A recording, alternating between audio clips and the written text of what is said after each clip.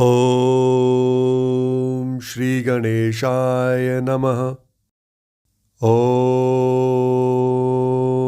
नमः शिवाय।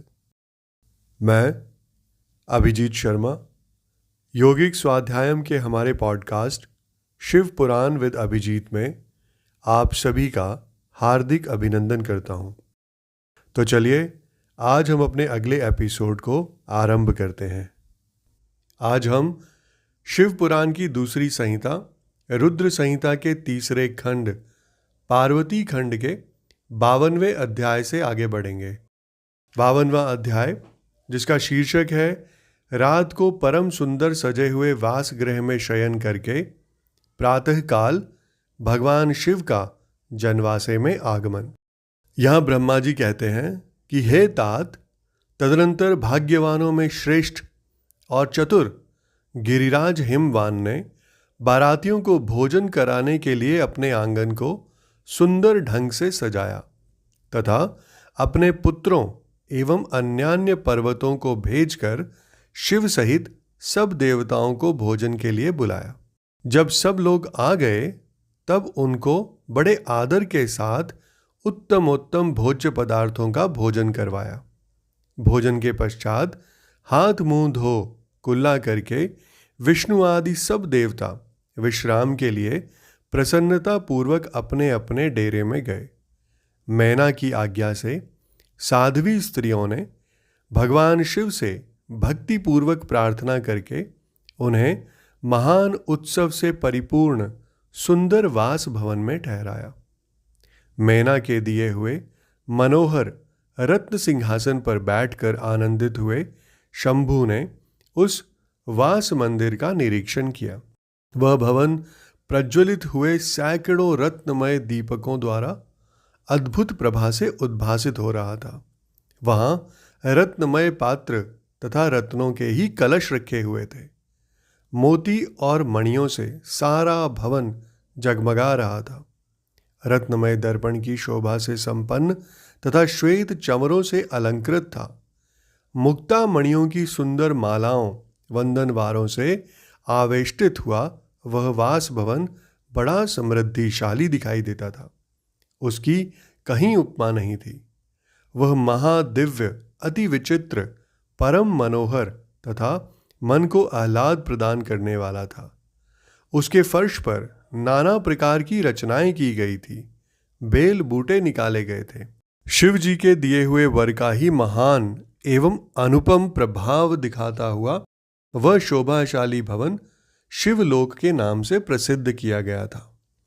नाना प्रकार के सुगंधित श्रेष्ठ द्रव्यों से सुवासित तथा सुंदर प्रकाश से परिपूर्ण था। वहां चंदन और अगर की सम्मिलित गंध फैल रही थी। उस भवन में फूलों की सेज बिछी हुई थी। विश्वकर्मा का बनाया हुआ वह भवन नाना प्रकार के विचित्र चित्रों से सुसज्जित था। श्रेष्ठ रत्नों की सारभूत मणियों से निर्मित सुंदर हारों द्वारा उस वास गृह को अलंकृत किया गया था। उसमें विश्वकर्मा द्वारा निर्मित कृत्रिम वैकुंठ, ब्रह्मलोक, कैलाश, इंद्र भवन तथा शिवलोक आदि दिख रहे थे। ऐसे आश्चर्यजनक शोभा से संपन्न उस वास भवन को देखकर गिरिराज हिमालय की प्रशंसा करते हुए भगवान महेश्वर बहुत संतुष्ट हुए।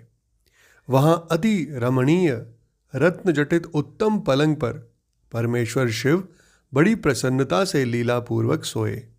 इधर हिमालय ने बड़ी प्रसन्नता से अपने समस्त भाई बंधुओं एवं दूसरे लोगों को भी भोजन कराया तथा जो कार्य शेष रह गए थे उन्हें भी पूर्ण किया।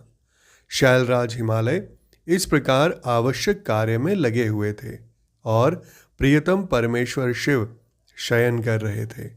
इतने में ही सारी रात बीत गई और प्रातःकाल हो गया। प्रभात काल होने पर धैर्यवान और उत्साही पुरुष नाना प्रकार के बाजे बजाने लगे। उस समय श्री विष्णु आदि सब देवता सानंद उठे और अपने इष्ट देव देवेश्वर शिव का स्मरण करके वहां से कैलाश को चलने के लिए जल्दी जल्दी तैयार हो गए। उन्होंने अपने वाहन भी सुसज्जित कर लिए। तत्पश्चात धर्म को शिव के समीप भेजा। योग शक्ति से संपन्न धर्म नारायण की आज्ञा से वासगृह में पहुंचकर योगीश्वर शंकर से समयोचित बात बोले। प्रमथ गणों के स्वामी महेश्वर, उठिए उठिए, आपका कल्याण हो, आप हमारे लिए भी कल्याणकारी होइए। जनवासे में चलिए और वहाँ सब देवताओं को कृतार्थ कीजिए। धर्म की यह बात सुनकर भगवान महेश्वर हंसे। उन्होंने धर्म को कृपा दृष्टि से देखा और शैया त्याग दी। इसके बाद धर्म से हंसते हुए कहा, तुम आगे चलो, मैं भी वहाँ शीघ्र ही आ जाऊंगा, इसमें संशय नहीं है। भगवान शिव के ऐसा कहने पर धर्म जनवासे में गए।